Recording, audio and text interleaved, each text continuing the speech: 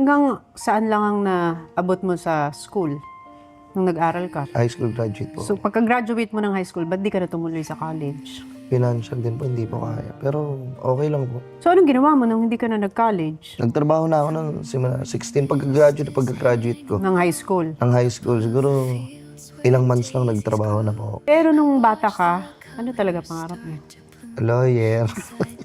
Oo. Naging abogago nga, ma'am. Naging abogado. As in lawyer ang gusto mo? Lawyer ang gusto ko pero hindi niya nga ako gusto. Kasi unang-una nga po, puro funny videos na po, patanggal lang yung stress. Kasi ang daming, di ba po, ang daming problemado po. Gusto lang po natin makahelp sa mga malungkot. Pag gusto niyo maging masaya, panoorin niyo kami, ganun lang po.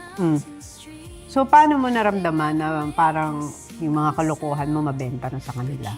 Alam niyo ba yung yun nga pag nagsipag-resign po kami para tutukan yung video. Improve po namin ng in-improve yung video. Tapos ito po, hindi na po namin namamalaya na nag-grow na po yung views, followers, konting pera pa na napaghatihan namin. Hindi po namin alam na unexpected po lahat.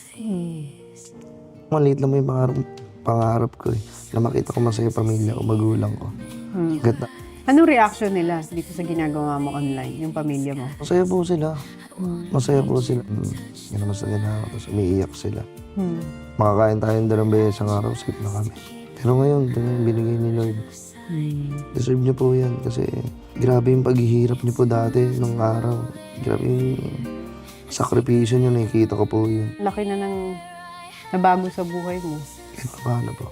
Sobrang pinagpapasalamat po namin kay Lord. Kahit hanggang ngayon po, Tito Honey, parang panaginip pa rin po lahat.